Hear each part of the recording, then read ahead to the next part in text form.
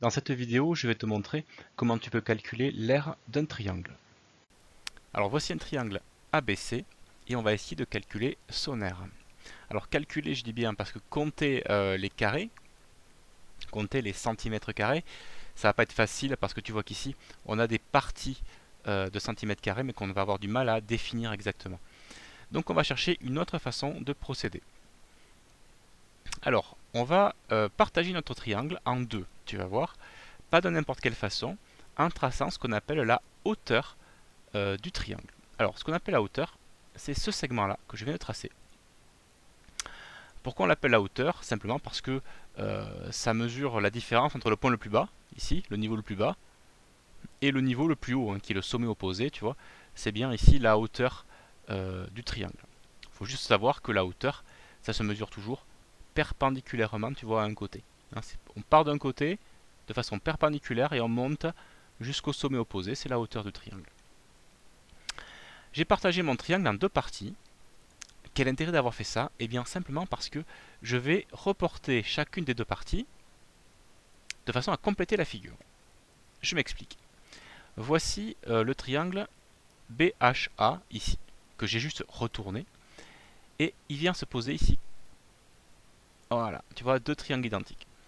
Et je vais faire pareil de l'autre côté de ma hauteur. Je vais prendre mon triangle BHC, que je vais simplement retourner, voilà, de façon à venir l'emboîter dans cette figure. Voilà. Du coup, j'obtiens un rectangle. Et je sais calculer l'aire d'un rectangle. C'est pour ça que c'est intéressant. Que représente mon triangle par rapport à mon rectangle? En fait, la moitié. La moitié, puisque ces deux triangles sont identiques en termes de surface. Ces deux triangles sont identiques en termes de surface.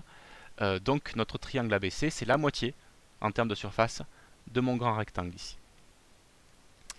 Pour calculer l'aire d'un rectangle, on fait, tu le sais, longueur multipliée par largeur.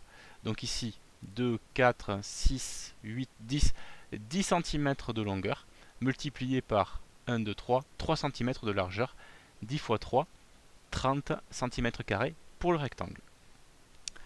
Et donc pour mon triangle, puisque sa surface correspond à la moitié de la surface du rectangle, on va faire 30 divisé par 2, et on va trouver 15 cm² comme aire du triangle. Ça c'est le principe. Donc quand tu auras ton triangle, comment vas-tu faire pour calculer son aire? En fait, tu vas prendre la longueur d'un de ses côtés, que tu vas multiplier par la hauteur du triangle, parce que la hauteur, en fait, tu sais que ça va correspondre à la largeur. Hein. Tu vois, ça correspond à la largeur de ton rectangle.